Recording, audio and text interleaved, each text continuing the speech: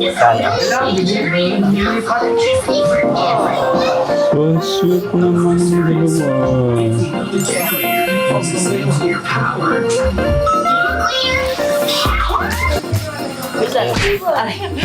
Napak. Ben, ba't yung... Baby boy kasi. Oh, who's that? Who's that? Hindi kasi ko yung Stephen yan. Who's that? I will take a picture. We'll take a picture with Baby boy Kuya. nga. You take a picture. I'll take a picture with Kuya.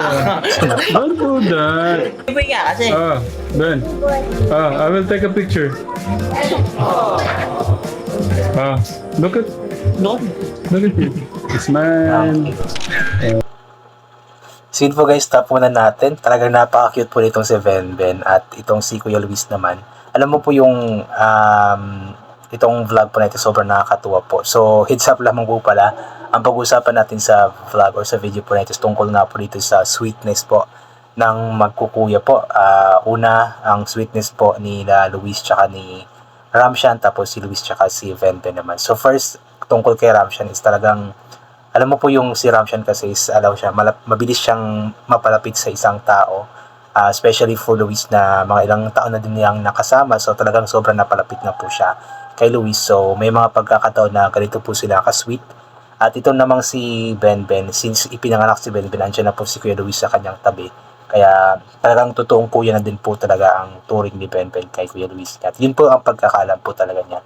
At nakakatuwa lamang po kapag nagbabanding itong dalawa, si Kuya Luis at si Baby Benben, is talagang napaka-cute po nilang tignan. Although, ganito naman talaga yung mga babies, diba? Nananapak po talaga, nananakit. Kasi part po yun ng kanilang paglalambing, which is nakakatuwa din naman pong panoorin po yung ganon. So, ibig sabihin lamang po, is talagang komportable si Baby Benben po sa kanyang Kuya Luis, kasi nga po nagagawa niya ang mga ganoong mga bagay. Kasi yung isang bata, isang baby, kapag hindi siya komportable, hindi siya kampante sa isang tao, hindi po talaga yan kikibo or something like hindi magkukulit, tatahimik lang ganito ganyan. But then since sobrang close po niya sa kanyang Kuya Luis, kaya ganoon po yung ginagawa po niya. At nakakatawa po yung panoorin para sa part po nating mga viewers. So ito po yung pagpatuloy po natin. And you know, sobrang How sweet. you doing to Kuya?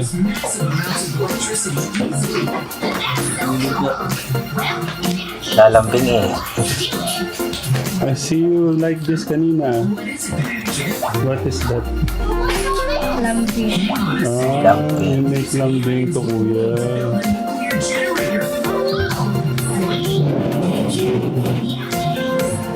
Nakita ko po sa tanong ko, anong ginagawa po niya. Lambing daw po niya. Mahal naglalambing siya. Lalambing siya sa kanyang kuya. Wait lang, sarap to no? Pero anyway, yun nga po, talagang si ano po kasi, si Ramshan is malambing po talaga siya. At inulit ko nga po, mabilis po siya na-attach sa isang tao. Katulad nga lang po, di ba, nung kila Alvin Debox, di ba, naiyak pa nga po si Ramshan kasi nga po, uuwi na po sila Kuya Alvin Debox, sila Ate Che, sila Bibi Liam. So, how much more pa kay Kuya Luis niya na, di ba, andyan palagi sa tabi niya. So, talagang sobrang close po nila. Talagang, inulit ko nga po, may mga pagkakataon na naglalambingan po talaga sila, especially po si Ramshan, talagang naglalambing po siya sa kanyang kuya. So ito po, panoorin po natin itong napakasarap pong niluluto po nila. Isda. Naku! What? Nananakam na siya. Tatakam na eh. Ang cute ni Ramshan. Meron po kaming napakasarap na salo-salo. Boodle fight. Pinaghirapan po ni Kuya Wow, Jeff, Tito Boodle Jeff, fight. Tito Warren, Tito... Sarap naman yan, salo-salo. Poodle.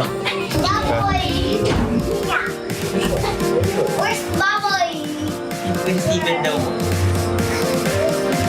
That's scary po. Where's Baboy? Basan? Ellie!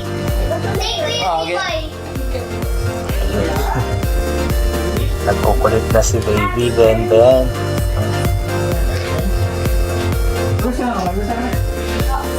Tatay!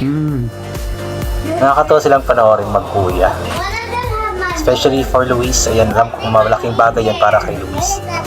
Para maibsan po yan yung pagkamis niya sa kanyang mga kapatid. Wow, you have gift.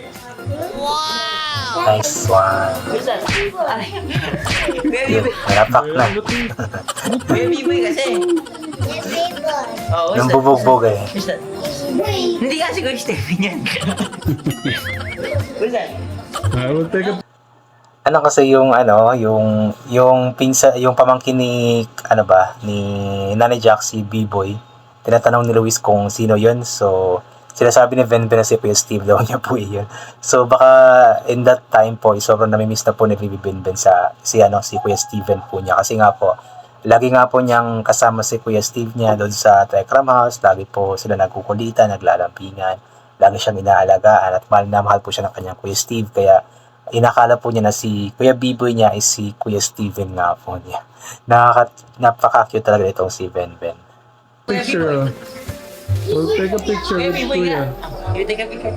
I'll take a picture with Kuya. Don't do that. Nalapak na Biboy naman. nga kasi.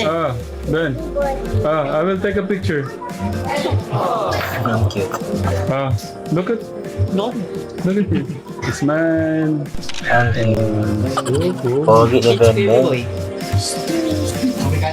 okay. Kuya Luis will lead the prayer. This house. So yung po, binabalik ang pinakamataas. So mapurit parang halat sa pangalan ni Jesus. Kain na po. Sarap naman yan. Kain. Eat.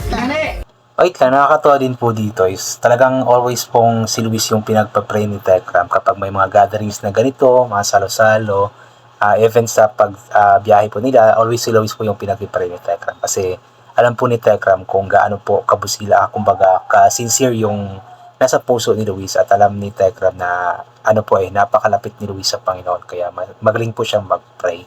Nakakatuwa mo po ito na maging sa pamilya po ni Nanay Jack doon sa Marinduque, nag-pray pa din po si Kuya Luis. So ito po nakakatuwa lamang po itong budol fight po nila. Talagang magugutom tayo habang panoorin po natin ito. Kain po. Eat content. Sarap naman. Hinaharap niya si Luis. Picture. Ang cute. Come on. Ganito po kami sa probinsya. Wow, sarap naman yan. Simple pero masaya. Yan. Napakasaya po niya, no? Salo-salo, budel eating, budel fight. Yan. Ayun, natapos. So, panoorin niyo po yung buong vlog po nun sa YouTube channel po ni Sir Tekram. Sa YouTube channel po ni Sir Tekram. Yun po yung part 4, I believe, ng kanilang bakasyon sa Marinduque. Ayan.